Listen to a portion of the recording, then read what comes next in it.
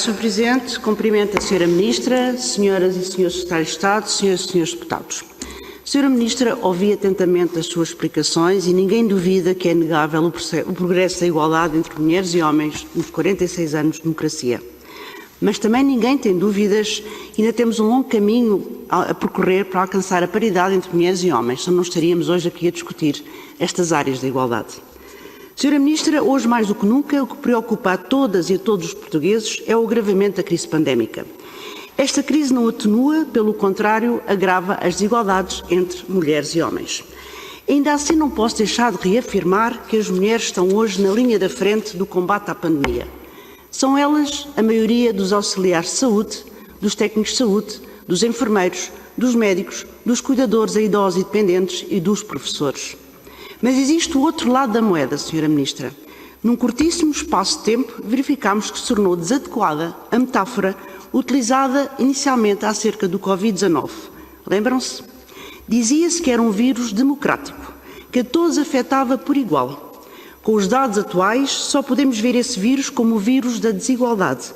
Um vírus que não poupa os mais fragilizados, os mais desprotegidos. Este vírus não trata todos por igual. E as medidas necessárias para combater acabam por agravar ainda mais as desigualdades. E, mais uma vez, infelizmente, são as mulheres as mais prejudicadas.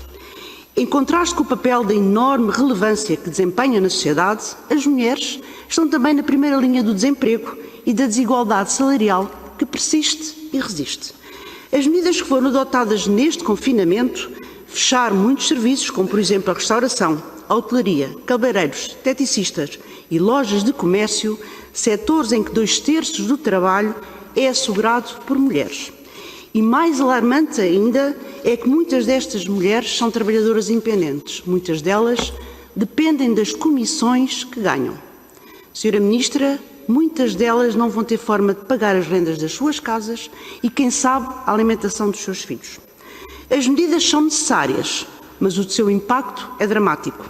A tudo isto acresce que a maioria das famílias monoparentais são femininas. E muitas destas mulheres que têm os seus filhos a cargo são imigrantes e muitas delas estão em situação muito precária, porque, entre outras razões, não conseguem assegurar a realização da residência em Portugal, apesar do esforço que o Governo tem feito.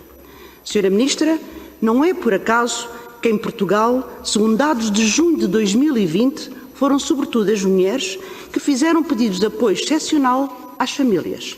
Cerca de 81% dos pedidos foram submetidos por mulheres, dados do GEP, do Ministério do Trabalho e Segurança Social.